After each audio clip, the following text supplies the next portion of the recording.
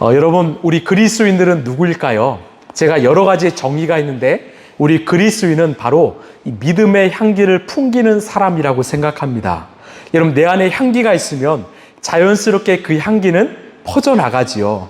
여러분, 우리 외적으로는 내가 쓰는 화장품이나 어떤 향수의 향기가 풍겨져 나가는 것처럼 우리의 내면적으로는 내 성품과 인격과 믿음의 향기가 내 이웃에게, 내 옆 사람에게 흘러나갑니다. 여러분, 그리스도인에게는 믿음이 있기 때문에 어떠한 순간과 상황에도요, 그 믿음은 자연스럽게 흘러나가지요. 어떤 위기와 불안의 순간에도 쉽게 흔들리지 않고 믿음이 있기 때문에 그 중심을 붙잡습니다. 어떤 절망과 낙심의 순간에도 위로와 격려를 통해서 내 이웃을 일으켜 세웁니다. 어둠의 순간에도 빛이 되어서 바른 길로 인도해 주지요. 왜? 우리 그리스도인은 하나님을 믿는 믿음의 향기를 풍기는 존재이기 때문입니다. 이것이 바로 우리의 정체성이죠. 이것이 바로 우리의 삶의 목적이죠. 여러분에게 질문할까요? 여러분은 삶의 자리에서 어떤 향기를 풍기십니까? 여러분이 여러분의 이웃에게 어떤 영향력을 흘려보내고 계십니까? 우리 오늘 말씀 1절에서 4절을 우리 함께 읽어볼까요? 시작. 당신들은 길 잃은 이웃의 소나 양을 보거든 못 본 채 하지도 말고 반드시 끌어다가 그 이웃에게 돌려주어야 합니다. 또 당신들은 그 이웃이 가까이에 있지 않거나 누구인지 알지 못한다 해도 그 짐승들 당신들의 집에 끌어다 두었다가 그 주인이 찾을 때 돌려주어야 합니다. 나귀도 그렇게 하고 옷도 그렇게 하십시오. 그 밖에도 이웃이 잃은 것이 무엇이든지 당신들이 발견하거든 그렇게 하고 못 본 채 하지 마십시오. 이웃의 낙이나 소가 길에 쓰러져 있는 것을 보거든 못 본 채 하지 마십시오. 당신들은 반드시 그 이웃을 도와 그것을 일으켜 주어야 합니다. 아멘. 자, 오늘 말씀은요, 우리 그리스도인들이 이 믿음의 사람은 어떤 삶을 살아야 되는가, 이것을 이야기합니다. 오늘 이 4절의 말씀을 한 줄로 요약하면 계속 반복되는 문장이 있지요. 못 본 채 하지 마십시오. 못 본 채 하지 말라는 거죠. 바로 우리 그리스도인의 삶은요, 따라합시다. 못 본 채 하지 않는 삶. 그냥 지나치지 않는 것입니다. 보았으면 행동하는 삶이라는 거죠. 여러분, 성경은요, 우리의 이웃이나 형제의 어려움을 보면 그냥 지나치지 말라고 말합니다. 이것이 바로 이웃사랑의 실천이라고 하죠. 저 역시도 이 성도님들을 만나서 대화하면 문득 이런 마음이 찾아옵니다. 누리야, 정말 우리 처음 마음 잃지 말자. 이 교회를 개척하고 하나님이 주신 그 초심, 처음 마음 잃지 말자. 왜요? 이곳에 오신 성도들의 마음은요, 정말 간절합니다. 제가 이야기를 들어보면 여러 가지 사연도 있고 또 어려움도 있고 정말 주님을 만나고 싶어서 이 자리에 나오신 분들이 많다라는 것을 저는 압니다. 예수님과 더 관계가 깊어지길 원하고 날마다 예수님과 동행하고 싶어서 우리 라이프처치에 오신 것을 저는 압니다. 제가 교회를 개척할 때 하나님이 주신 마음은요, 바로 한 영혼에 대한 마음이었습니다. 한 영혼을 위해서 울어줄 수 있는 그 교회, 한 영혼을 사랑해 줄 수 있는 그 교회가 정말 이 시대에 필요하다라는 거죠. 그래서요, 제가 주일 첫 설교가 바로 아둘람 공동체였습니다. 여러분, 아둘람 공동체 아시죠? 이 다윗이 사울 왕에게 쫓겨서 무려 15년 동안 이 광야의 도망자 생활을 합니다. 이제는 도망갈 곳이 없어서 이 아둘람이란 동굴에 도망가지요. 그때 그 다윗이 머물러 있었던 그곳에 상처받은 자, 위로가 필요한 자가 400명이 찾아옵니다. 여러분, 다윗이 어떻게 했을까요? 이들을 외면하지 않았습니다. 아니, 내 코가 석자인데, 나도 도망자인데, 나도 상처가 많은데 그들을 외면하지 않았습니다. 결국 하나님은요, 그 다윗의 중심을 보시고 그를 통하여 통일 이스라엘을 세우셨지요. 더 나아가서 그 회복을 경험했던 이 아둘람 동굴의 400명을, 그 사람들을 이스라엘의 왕국을 세우는 일에 함께 협력자가 되게 하셨습니다. 그렇습니다. 우리 그리스도는요, 그냥 지나치지 않는 사람이에요. 못 본 채 하지 않는 사람이죠. 바로 돕는 사람이죠. 이게 바로 우리 그리스도인의 정체성입니다. 그렇다면 우리가 도와야 될 이웃은 누구일까요? 아니, 어느 수준까지 도와야 될까? 우리 출애굽기 23장 4절 말씀입니다. 자, 시작. 너희는 원수의 소나 나귀가 길을 잃고 헤매는 것을 보거든 너희를 미워하는 사람의 나귀가 짐에 눌려서 쓰러진 것을 보거든 그것을 그대로 내버려 두지 말고 반드시 인자가 나귀를 일으켜 세우는 것을 도와주어야 한다. 아멘. 여러분 아멘이십니까? 우리가 아멘은 하지만 여기에 주어가 뭐예요? 너희의 원수라는 거예요. 너희가 너희를 미워하는 사람이라는 거죠. 이게 참 우리를 힘들게 합니다. 다른 것은 도와줄 수 있어요. 내가 나의 도움을 필요한 사람들, 내가 사랑하는 사람의 어려움을 도와줄 수 있지만 나의 원수, 내가 미워하는 사람들을 도우라고 말씀하는 겁니다. 성경은요, 그 원수, 미워하는 자도 너희들의 형제라고 말하지요. 여러분 참 쉽지 않습니다. 우리가 머리로는 답을 알지만 순종하기 참 쉽지 않아요. 그렇지만 우리가 그리스도인이기 때문에, 우리가 이 땅에 하나님 나라의 대리자로 왔기 때문에 우리는 순종할 수 있는 것입니다. 왜? 세상은요, 우리와 자신들과 다른 삶을 통하여 놀라기 때문입니다. 자신들과 다른 삶을 통하여, 우리의 삶을 통하여 하나님을 보기 때문이지요. 저도요, 때로는 참 마주치기 힘든 사람들을 마주하는 순간들이 찾아오곤 합니다. 그때는 저는 참 기도합니다. 예수님의 마음으로 그 존재를 바라보게 하시고 예수님의 마음으로 대화하게 하옵소서. 예수님의 마음으로 그 사람에게 다가가게 하옵소서. 그러면 제 마음 가운데 이 평안이 찾아옵니다. 그리고 편하게 대화를 나누곤 하지요. 그럼 그분이 나중에 제게 와서 자신의 잘못을 사과하는가? 아니더라고요. 그런데요, 저는 이 말씀을 믿습니다. 아니, 100% 믿습니다. 우리 누가복음 6장 우리 35, 36절입니다. 자, 시작. 그러나 너희는 너희 원수를 사랑하고 좋게 대하여 주고 또 아무것도 바라지 말고 꾸어 주어라. 그리하면 너희는 큰 상을 받을 것이요 더없이 높으신 분의 아들이 될 것이다. 그분은 은혜를 모르는 사람들과 악한 사람들에게도 인자하시다. 너희의 아버지께서 자비로우신 것 같이 너희도 자비로운 사람이 되어라. 아멘. 우리에게 간곡하게 말씀하시는 거예요. 너희도 자비로운 사람이 되어라. 우리의 원수도, 우리의 어떤 미워하는 자도 사랑하라는 거죠. 그 일을 통해서 우리 하나님 아시고 하나님의 칭찬, 위로와 상급을 주시고 우리를 당신의 아들이라 부르신다라는 것입니다. 저는요, 소원이 있습니다. 이 땅의 칭찬이나 박수갈채가 아니라 하나님의 칭찬을 받고 싶습니다. 하나님의 박수갈채를 받고 싶습니다. 이런 누가복음 10장에서도 우리 예수님 똑같이 말씀하셨는데요. 어떤 내용일까요? 바로 선한 사마리아 본문입니다. 한 유대인이 길을 가다가 강도를 만났지요. 강도를 만나서 두들겨 맞고요, 모든 것을 빼앗기고 지금 피 흘려 쓰러져 있습니다. 누군가 돕지 않으면 죽을 위기이지요. 그런데 감사하게도 제사장이 지나갑니다. 레위인이 지나갑니다. 아, 살았구나 했겠지요. 그런데 어떻게 했습니까? 제사장, 레위인은 그냥 보고도 지나갔지요. 그런데 유대인의 피해자로 살아왔던 사마리아 사람이 그 유대인을 도운 것입니다. 이런 왜 성경은요, 그 사람에 대해서 사마리아 사람이라고 밝혔을까요? 바로 자신의 원수였기 때문이죠. 미워한 자를 도왔기 때문이죠. 하나님은 그 사람을 인정하신다라는 겁니다. 그런 사람을 기억하신다라는 거죠. 그렇게 원수까지도 섬기고 돕는 사람이 바로 내 자녀라고 말씀하신다라는 겁니다. 이런 왜 우리는 이렇게까지 해야 될까요? 바로 이것이 우리 그리스도인의 정체성이기 때문입니다. 때로는 우리가 말씀에 순종하겠다고 고백합니다.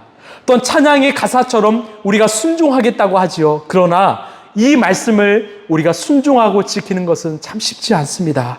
그렇게 우리에게는 성령님이 필요하죠. 성령의 도움이 아니고서는 우리가 사랑할 수도 용서할 수도 없는 존재이기 때문입니다. 이런 우리는 지금 매일매일 이 사도행전을 묵상하고 있습니다. 이런 초대교회 성도들이 어떻게 세상 사람들에게 칭찬을 받았습니까? 바로 세상에서 경험할 수 없는 사랑이 있었기 때문이죠. 바로 원수까지도 사랑하는 그 사랑을 보여줬기 때문입니다. 이런 유대 전승에 의하면 바로 그들을 핍박했던 로마 시민까지도 그들을 품고 사랑했다라고 이야기합니다. 여러분, 그들이 사랑할 수 있었던 이유는 무엇입니까? 바로 그들 안에 살아 역사하시는 성령님이 계셨기 때문이에요. 성령님이 충만하셨기 때문에 내가 내 힘으로 사랑하는 것이 아니라 그 성령님의 은혜와 사랑으로 사랑할 수 있었다라는 거죠. 여러분, 사도 바울도 마찬가지입니다. 자신을 핍박하고 원망하는 사람들에게도 어떻게 그가 복음을 전할 수 있을까? 바로 갈라디아서 2장 20절 말씀입니다. 자, 시작. 내가 그리스도와 함께 십자가에 못 박혔나니 그런즉 이제는 내가 사는 것이 아니요 오직 내 안에 그리스도께서 사시는 것이라. 내가 내 육체 가운데 사는 것은 나를 사랑하사 나를 위하여 자기 자신을 버리신 하나님의 아들을 믿는 믿음 안에서 사는 것이라. 아멘. 여러분, 아멘이십니까? 여러분, 바울이 그 원수까지도 사랑하고 그들에게 복음을 전할 수 있는 이유는 무엇입니까? 자신에게 돌을 던지고 자신을 핍박하는 그 사람들에게도 예수의 생명을 전할 수 있는 이유는 무엇입니까? 바로 내가 죽었기 때문이에요. 내 모든 것이 죽었기 때문이죠. 나는 죽고 예수로 살았기 때문입니다.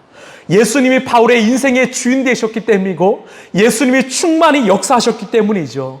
결국 바울은요, 예수님 때문에 고린도전서 13장의 말씀처럼 모든 것을 덮어주고 모든 것을 견디는 그 성숙한 사랑을 할 수 있었던 것입니다.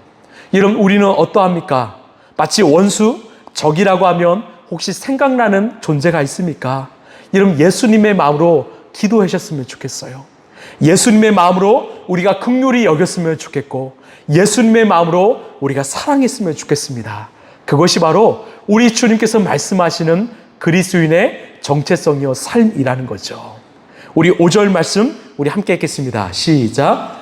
여자는 남자의 옷을 입지 말고 남자는 여자의 옷을 입지 마십시오. 주 당신들의 하나님은 이렇게 하는 사람을 싫어하십니다. 아멘. 우리는 계속해서 이 정체성에 대한 이야기를 하고 있습니다. 여러분, 여기서 옷은요 단순한 의복이 아니지요. 지금 정체성에 대한 이야기를 하고 있죠. 바로 옷은 이 성 정체성입니다. 즉 남성은 남성답게, 여성은 여성답게 살라는 것입니다. 하나님의 창조 질서에 합당한 이 거룩한 성 정체성을 가지고 살라라고 말씀하는 거죠. 당시 가나안은요, 이 정체성에 혼란을 주는 이 혼합된 시대였습니다. 남성이 남성을, 또 여성이 여성을 사랑했던 그런 이 성 정체성이 흔들리는 시대였던 거죠. 여러분, 이 말씀은요, 오늘 우리가 살아가는 이 시대를 향한 말씀이기도 합니다. 여러분, 결국은 거룩이지요. 구별이지요. 우리 그리스도인 교회가 회복되어야 될 것은요, 바로 거룩입니다.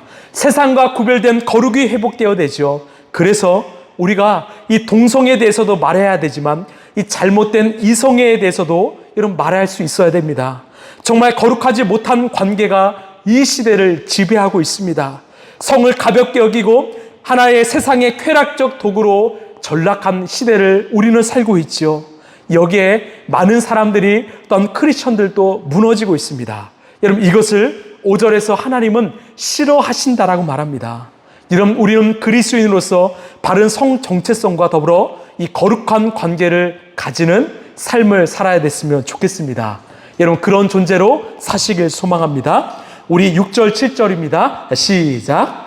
당신들은 길을 가다가 어떤 나무에서나 새끼를 품은 어미를 잡지 마십시오. 어미새는 반드시 날려보내야 합니다. 그 새끼는 잡아도 됩니다. 그래야만 당신들이 복을 받고 오래 살 것입니다. 아멘. 여러분, 무슨 말일까요? 이 또한 이 정체성에 대한 이야기죠. 이 길을 가다가 새끼나 알을 품고 있는 어미새를 잡지 말라고 말씀합니다. 왜요? 어미는 바로 생명의 근원이기 때문이죠. 이 어미를 통해서 또 다른 생명이 잉태되기 때문이죠. 결국 하나님께서는 우리 그리스도인은 자연을 지키고 사랑하고 보존하라고 말씀하는 겁니다. 여러분, 하나님께서 첫사람 아담에게 어떤 명령을 하셨습니까? 창세기 1장 28절을 보면 너는 생육하고 번성하고 땅에 충만하라 말씀하지요. 즉, 이 세상을 잘 다스려서 하나님의 창조 질서가 이 땅을 덮도록 너희들 잘 관리하라 말씀하셨습니다.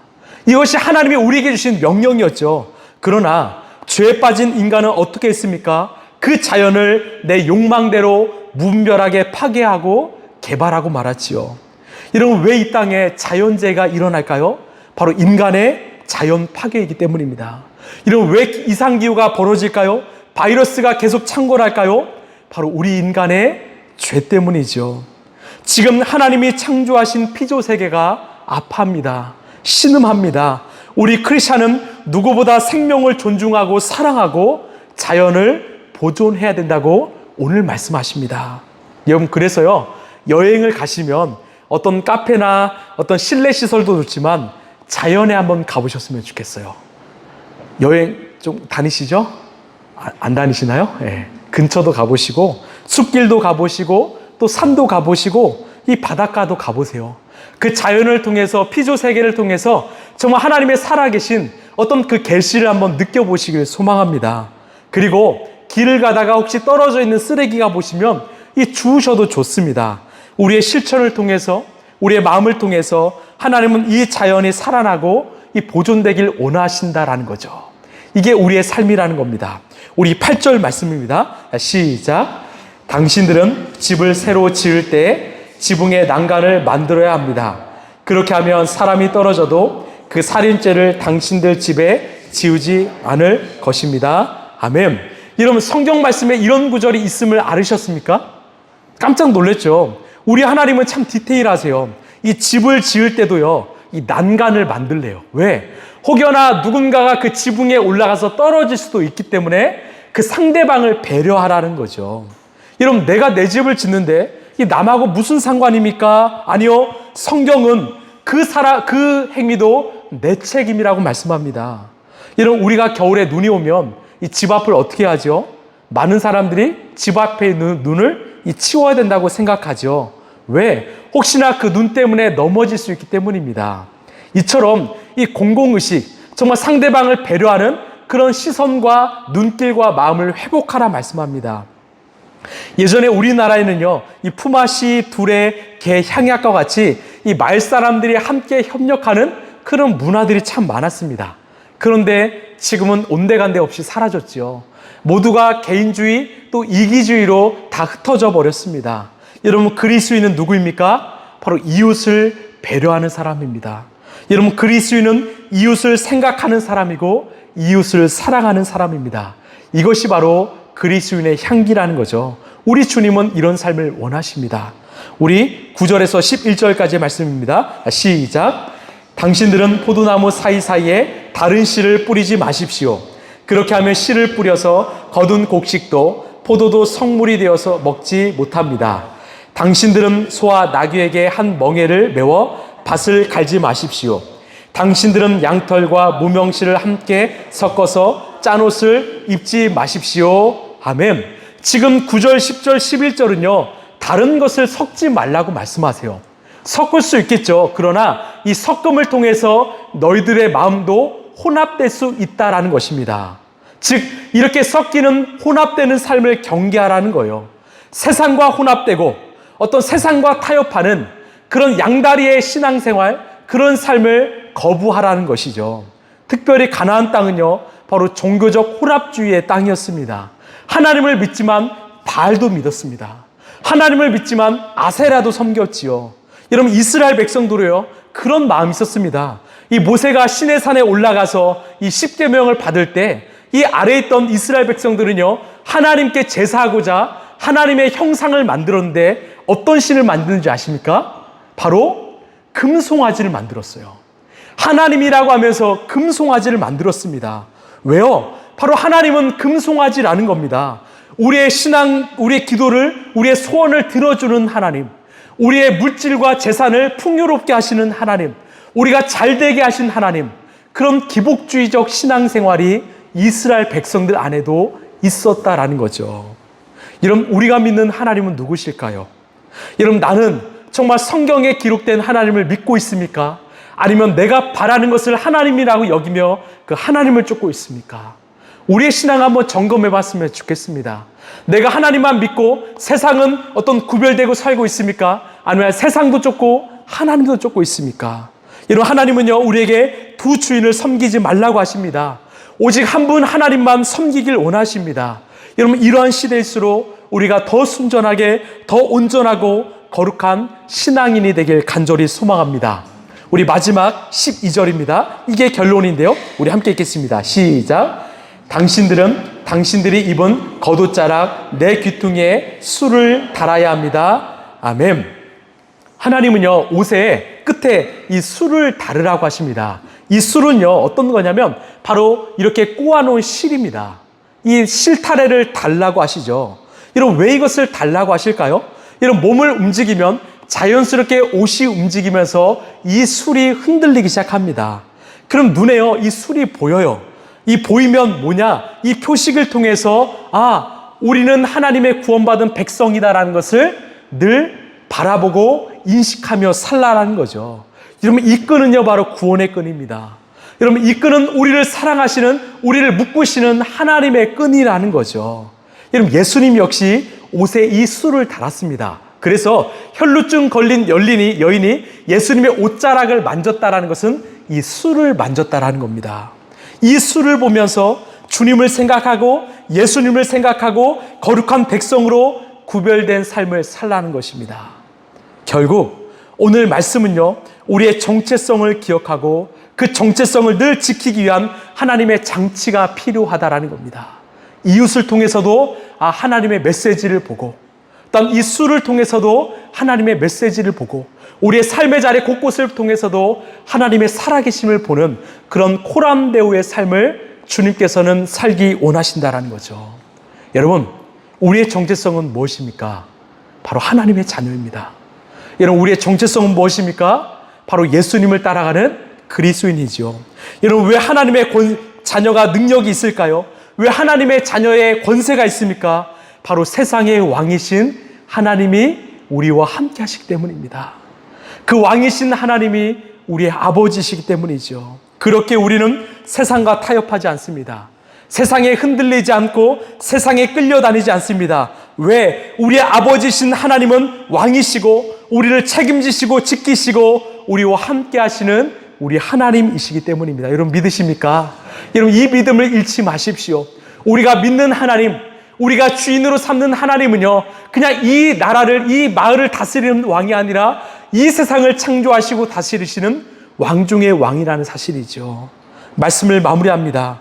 여러분, 때로는 우리가 살아가면서 우리의 삶이 힘들고 어려운 순간이 있습니다. 또한 사람이든 누구에게도 위로받을 수 없는 그런 때가 있지요. 여러분, 그런데요, 걱정하지 마십시오. 그럴 때일수록 여러분, 예수님께 나가십시오. 말씀으로 나가십시오. 우리 하나님 앞에 엎드리십시오. 그러면 심령이 가난한 자는 복이 있나니 하나님의 위로를 받을 것입니다. 내가 낮아지면 낮아질수록 하나님의 통치는 더 커질 것입니다. 하나님의 위로가 찾아올 것이고 하나님의 살아계심을 경험하고 하나님의 사랑을 경험하게 될 것입니다. 여러분, 우리 하나님 우리를 아십니다. 여러분, 이 자리에 앉아있지만 정말 남모를 아픔과 어려움이 있지요. 우리 하나님 그거 아신다라는 거예요. 그리고 그 마음을 아시고 만지시고 고치시고 우리의 삶을 함께 하시고 우리의 삶을 지키신다고 약속하십니다. 우리가 그것을 잊지 않고 이 시대 그리스도인으로서 하나님의 자녀로서 살아가길 간절히 소망합니다.